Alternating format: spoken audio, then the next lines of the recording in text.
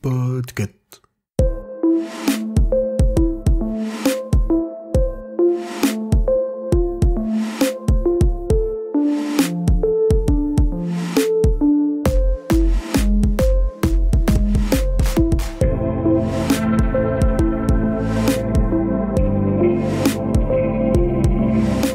Bonjour tout le monde, vous écoutez le numéro 79 de la Gazette du Maine, le podcast de Stephen King France qui vous résume l'actualité de Stephen King.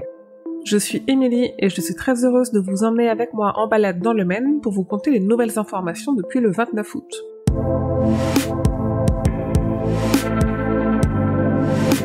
Vous n'êtes sans doute pas sans ignorer que le roman Billy Summers de Stephen King a été publié en français le 21 septembre dernier, chez Albin Michel en version papier et chez Audiolib en version livre audio.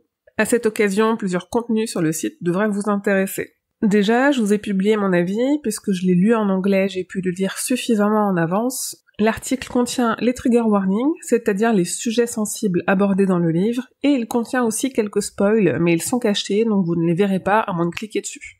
Pour vous résumer, j'ai beaucoup aimé, même si j'ai peu accroché à certains éléments de l'histoire. J'en suis ressortie peut-être un petit peu déçue, ou en tout cas, j'y étais moins sensible. Ce qui n'est pas le cas de Fairy Tail que je suis en train de lire, qui est sorti le 6 septembre en anglais, mais ça, c'est une autre histoire.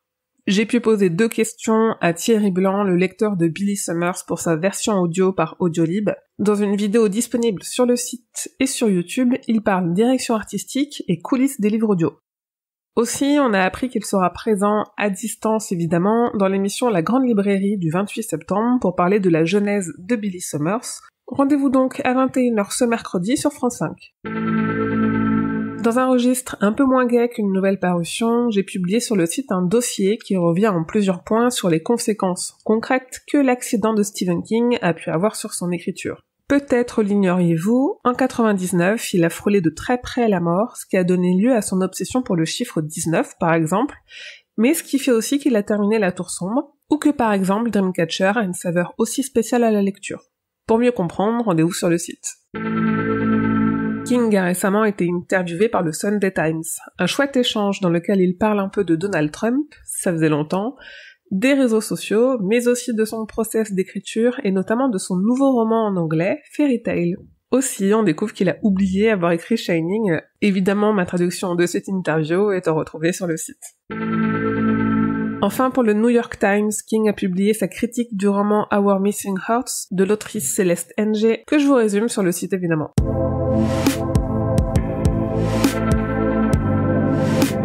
Le téléphone de Monsieur Harrigan arrive. Durant ce mois de septembre, on a appris que la sortie du film adapté de la nouvelle de Stephen King se fera pour tout le monde, donc pour nous aussi, le 5 octobre sur Netflix. On a également eu des photos, ainsi qu'une première bande-annonce de plus de 2 minutes. Monsieur Harrigan, ça vous est arrivé que quelqu'un essaie de profiter de vous et comment vous réagissiez? Sévèrement.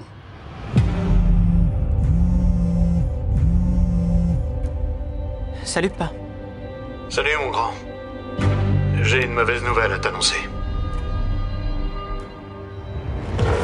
Un nouveau projet de film a lui aussi fait son apparition. À peine sorti et déjà optionné, le roman Fairy Tail devrait devenir un film dirigé par Paul Greengrass. Et le film Running Man, très librement adapté du roman du même nom de Stephen King, va sortir pour la première fois en Blu-ray avec une piste française.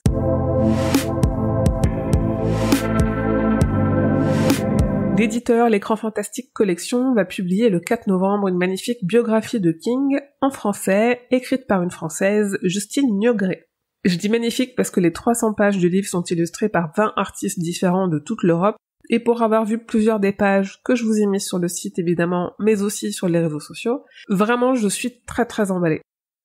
Un projet de fanzine avec un hors-série spécial King a lui aussi été lancé, mais cette fois par une équipe 100% masculine. Il sera disponible l'an prochain en campagne participative, et si ça vous intéresse, je vous ai mis toutes les infos sur le site comme toujours. Le podcast Le Roi Steven a fait sa rentrée. Une partie de l'équipe, accompagnée de Delphine, des podcasts Agatha Christie et Radio Beer Catch, décortique pour vous la nouvelle Poste de nuit, parue dans le recueil Danse macabre.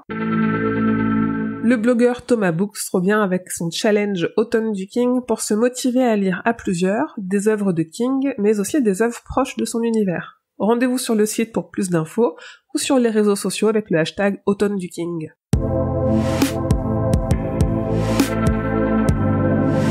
Ce mercredi 28 septembre est publié chez Albin Michel dans sa collection Wiz la nouvelle N, et le même jour, à 21h, on pourra retrouver une interview exclusive de King dans l'émission La Grande Librairie, qui parlera de Billy Summers.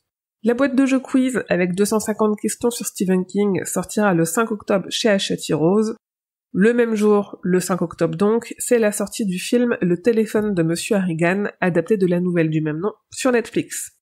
Et enfin, le 19 octobre, vous retrouvez en Blu-ray et DVD Firestarter, la nouvelle adaptation de Charlie, sortie au cinéma cette année.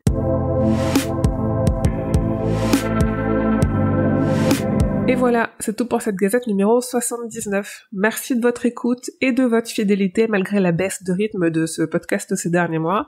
Je vous rassure, il y a moins d'épisodes, mais aucune information ne passe à la trappe pour autant. Alors n'hésitez pas à parler de ce podcast autour de vous pour le faire connaître et le partager sur vos réseaux sociaux. Et surtout, si vous avez une toute petite minute, vous pouvez lui mettre 5 étoiles et un petit commentaire gentil sur votre appli de podcast. Ça lui permet de se rendre un peu plus visible et d'arriver jusqu'aux oreilles d'autres fans. Vous pouvez aussi apporter votre soutien à tout mon travail via le Tipeee de Stephen King France et recevoir en échange des goodies, notamment des marque-pages, des carnets de notes, des badges, des stickers. Comme toujours, suivez l'actualité de Stephen King grâce au compte de Stephen King France sur Facebook, Twitter et Instagram. Mais surtout, venez échanger avec d'autres fans sur le serveur Discord Stephen King France et sur le groupe Facebook. Je vous mets tous les liens en description de cet épisode. Et enfin, pour avoir plus de détails sur tout ce que je vous ai dit dans cette gazette, rendez-vous sur le site stephenkingfrance.fr. La Gazette du Maine est un podcast du label Podcut. Rendez-vous sur podcut.studio pour découvrir ce que font tous les autres podcasts. Je vous dis merci et à bientôt, fidèles auditeurs et auditrices, que vos journées soient longues et vos nuits plaisantes.